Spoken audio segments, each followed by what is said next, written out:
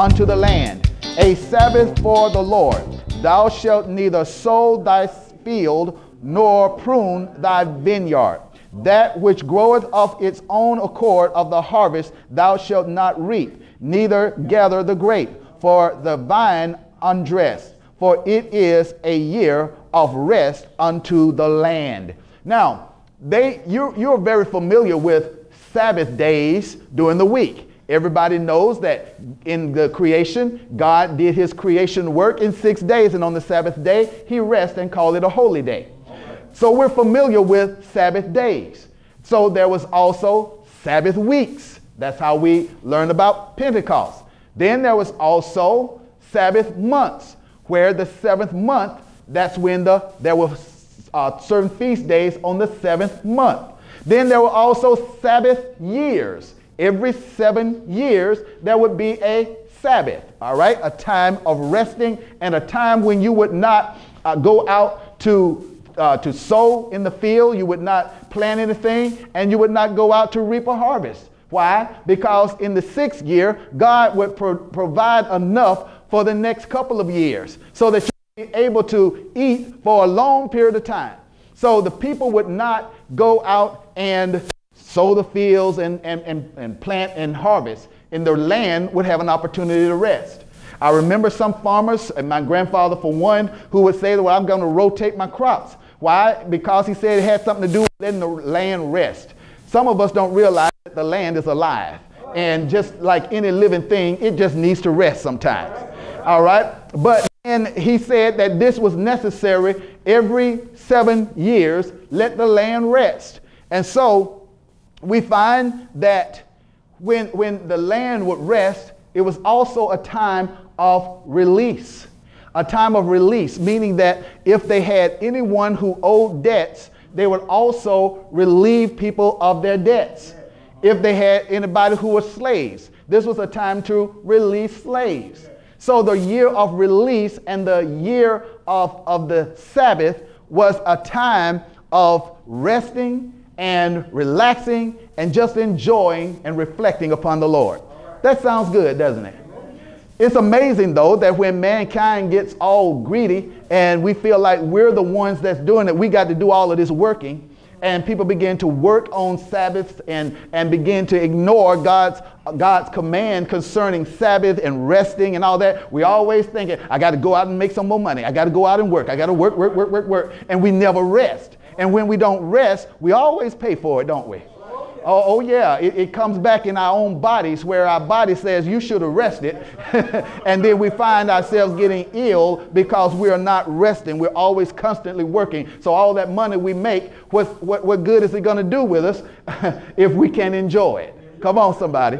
We're killing ourselves when we're not observing God's Sabbath rest. But I want you to see something here also in Deuteronomy chapter 15.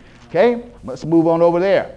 Deuteronomy chapter number 15, verse number 9 and verse number 12. When you got it, say, I got it. All right. Probably enough of you got it. Deuteronomy 15, beginning at verse number 9. Okay, read this out loud with me. Ready? Read. Beware that there be not a thought in thy wicked heart, saying, the 7th year, the year of release, is at hand.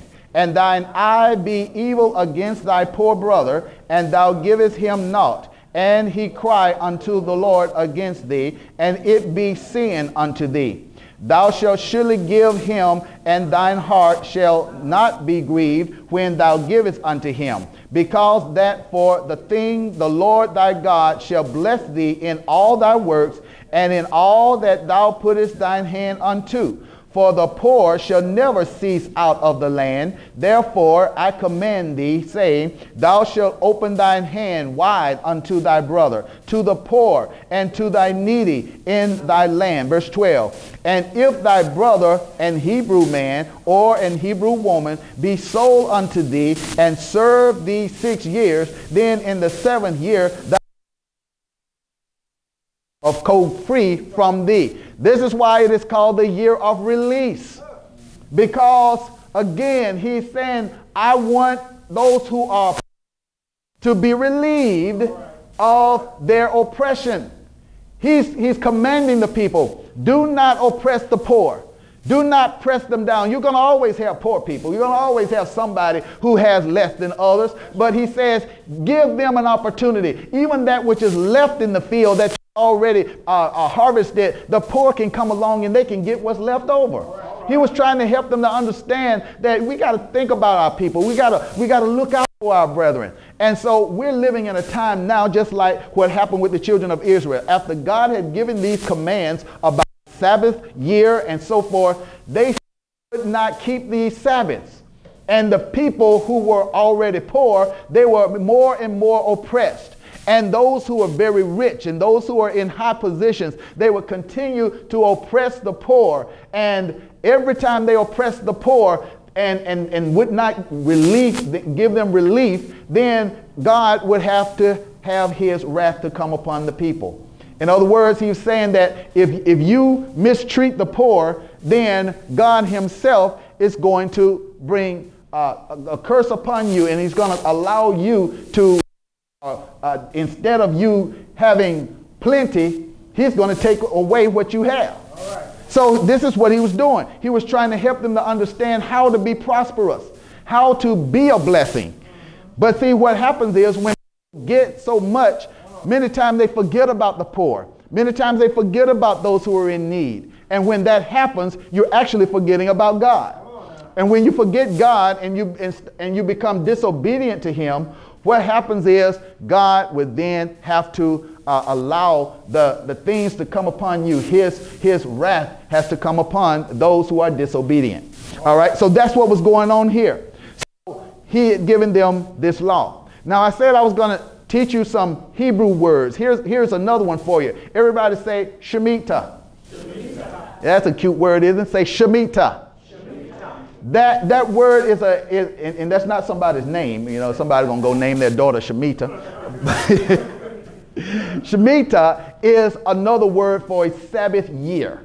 All right? Hebrew word for Sabbath year. And in our lifetime, we are now living in a Sabbath year. And I want you to just think about what's going on around us now in this Sabbath year, this year of the Shemitah, all right? And it started from September of last year, 2014, up until right now in 2015 in the same month, the month of September. And on the Jewish calendar, that would put us right in the Shemitah year, which again, it has every 7 Sabbaths, they would have what is called the year of Jubilee, when all the slaves would go free and they would have this big celebration because all of the debts were cleared. You know, can you imagine if you are in debt and all of your creditors gave you a call or sent you a letter and said all your debts are cleared and your house is paid off and you don't owe anything, you don't owe anything for your car, you don't owe anything on your credit cards. Oh, wouldn't that be wonderful? Everybody would be shouting Jubilee, Jubilee. But because we have so many greedy leaders, just like the children of Israel did, we find that it's the opposite. There's so much debt and so many people owing everybody, and nobody can ever get rid of debt because the debt just keeps piling up, piling up, and piling up. You imagine if the whole country was relieved of debt all at the same time.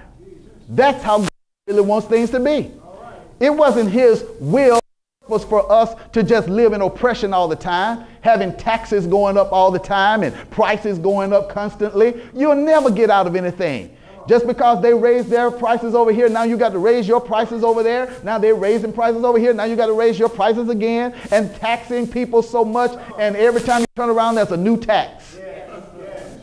It was supposed to be the opposite of that. In the year of Jubilee, there was supposed to be a release of all debt. Everybody was cleared of debt. And then the next year, the highest prices that you would ever have would be the year after the Jubilee is over. And each year after that, the prices would go down until the next 50 years. And then on the 50th year, everybody would be cleared of debt. Oh my goodness, that's the way to live. Nobody's ever done it. Children of Israel never did do that. And when they would come upon these years, God's judgment would come upon them because they were reminded that they were not obedient to God, and they would not stop the oppressing of the poor.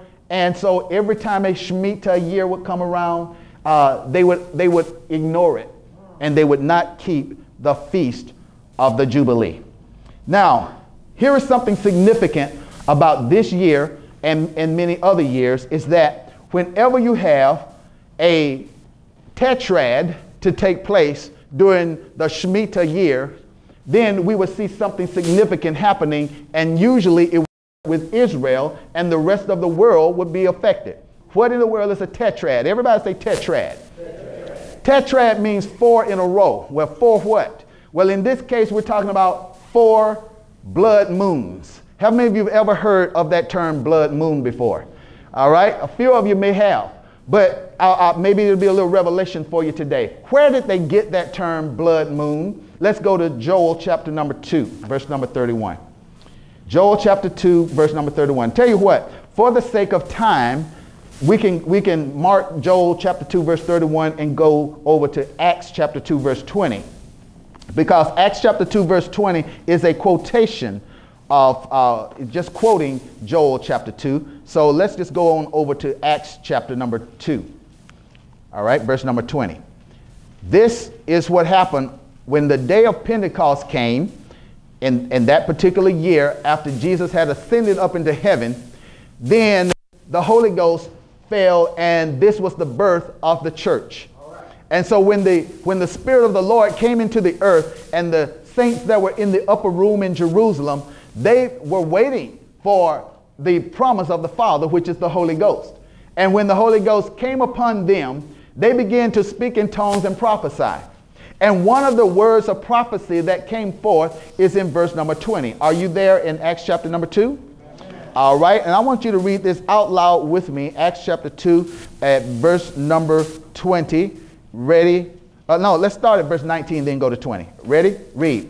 And I will show wonders in heaven above, and signs in the earth beneath, blood and fire and vapor of smoke. The sun shall be turned into darkness, and the moon into blood, before that great and notable day of the Lord come. And it shall come to pass that whosoever shall call on the name of the Lord shall be saved. Now, this is very important for us to look at, because again, this is the beginning of the church age, and it is also telling us what is going to happen in the last days. All right. And he mentions before that great and notable day of the Lord come. Well, every time the Bible is talking about that day of the Lord, it's talking about God's judgment in the earth. All right. So God's judgment is coming, and these are signs that will come before the judgment of God, so that we will be able to know when the judgment of God is coming upon us. All right. Remember now, they had never celebrated Jubilee, the children of Israel. And what they would do, we find that even when they did not celebrate Jubilee, God would even take them into captivity into another country. Now here, when the apostles were in the upper room and they began to speak in tongues and they prophesied, one of the things that they prophesied concerning signs of the end times is that the sun shall be turned into darkness. And then it mentioned the moon into blood before that great and notable day of the Lord. So there'll be signs and wonders in the heavens up above us.